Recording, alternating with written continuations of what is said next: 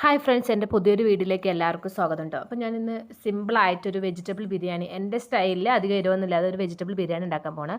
കുറച്ച് ഓയിൽ വെച്ചിട്ടുണ്ട്. അപ്പോൾ അതിനകത്തേക്ക് കുറച്ച് സബോള അരിഞ്ഞ് ഒരു 2 സബോള അരിഞ്ഞിട്ടോട്ട് നന്നായി ഒന്ന് ഫ്രൈ ചെയ്തെടുക്കുക. ആദ്യം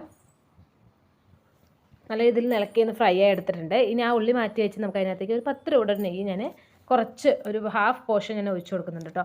പിന്നെ എല്ലാ സ്പൈസസ് ഇട്ട് കൊടുക്കുന്നുണ്ട്. പിന്നെ അതിനകത്തേക്ക് വീണ്ടും കുറച്ച് സബോള കൂടി ഒരു സബോള കൂടി അരിഞ്ഞിട്ട് ഒന്ന് ജസ്റ്റ് ഒന്ന് ഫ്രൈ ആക്കി എടുക്കുന്നുണ്ട്. ഇതിൻ്റെ ഒപ്പം തന്നെയാണ് കേട്ടോ ഇട്ടത്. ഒന്ന് മിക്സ് ചെയ്ത് കൊടുക്കാം. ഇതൊന്ന് കളർ ചേഞ്ച് ആയി വരുമ്പോൾ ഞാൻ എല്ലാ vegetables capsicum, carrot, beans, green peas അങ്ങനെ എല്ലാം എടുത്തിട്ടുണ്ട്. 2 പച്ചമുളകും കൂടി അരിഞ്ഞിട്ട് കൊടുക്കുന്നുണ്ട്.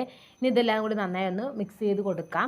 ഇഞ്ചി വെളുത്തുള്ളി പേസ്റ്റ് ആക്ച്വലി നമ്മൾ ഉള്ളി വാട്ടിയ സമയത്ത് തന്നെ ഇടണം. ഞാൻ മറന്നുപോയി. ഞാൻ പിന്നെ ഈ വെജിറ്റബിൾസ് ആയിക്കതിന് ശേഷം ഇട്ടത്. അപ്പോൾ അതിൻ്റെ ഇടയിൽ കുറച്ച് കറിവേപ്പിലയും ചേർത്ത് കൊടുത്തിട്ടുണ്ട്. ഇത് നന്നായി ഒന്ന് അതിൻ്റെ ഒരു പച്ചമണമൊക്കെ ഒന്ന് പോകുന്ന വരെ നമുക്കൊന്ന് വാട്ടിയെടുക്കാം കേട്ടോ.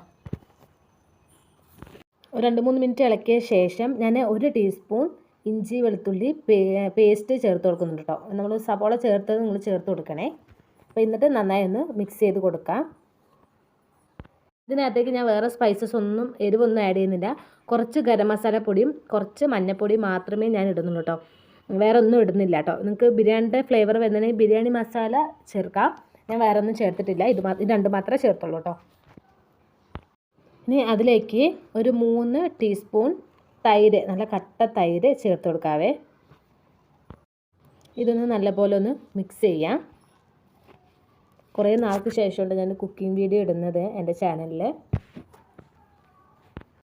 ഇതൊന്ന് നന്നായി മിക്സ് ചെയ്തതിന് ശേഷം നമുക്ക് അരിഞ്ഞ് വെച്ച പുതിനയും മല്ലിയിലയും ചേർത്ത് കൊടുക്കട്ടെ. ഞാൻ 1 പിടി പുതിനയും മല്ലിയിലയും കൂടി രണ്ടും കൂടി 1 പിടി കേട്ടോ ഞാൻ ചേർത്തിട്ടുണ്ട്. നന്നായി ഒന്ന് മിക്സ് ചെയ്ത് കൊടുക്കുക. ഇനി ഇത് കഴിഞ്ഞിട്ട് നമുക്ക് ആവശ്യത്തിന് വെള്ളം ഒഴിച്ച് കൊടുക്കുക. ഞാൻ 1 ഗ്ലാസ് അരിയാണ് എടുത്തിരിക്കുന്നത്. ബിരിയാണി അരിയാണ് കേട്ടോ എടുത്തിരിക്കുന്നത്. നിങ്ങൾക്ക് ഏത് അരി വേണമെങ്കിലും എടുക്കാം. അപ്പോൾ ഞാൻ 1 ഗ്ലാസ് അരി എടുത്തിട്ടുണ്ട്. 1 ഗ്ലാസ് അരിക്ക് 2 ഗ്ലാസ് വെള്ളം 2 ഗ്ലാസ് വെള്ളം ഒഴിക്കുക. നമ്മൾ ഇത്ര നേരം ഇതിനാവശ്യമായിട്ടുള്ള ഉപ്പൊന്നും ഇട്ട് കൊടുത്തിട്ടില്ല. അതിനാവശ്യമായിട്ടുള്ള ഉപ്പിട്ട് കൊടുക്കാം. എന്നിട്ട് വെള്ളം തിളയ്ക്കുന്നത് വരെ ഒന്ന് വെയിറ്റ് ചെയ്യാം. തിളച്ചതിന് ശേഷം ഞാൻ സോയ ചങ്ക്സ് കുറച്ച് വേവിച്ച് വെച്ചിട്ടുണ്ടായിരുന്നു കേട്ടോ.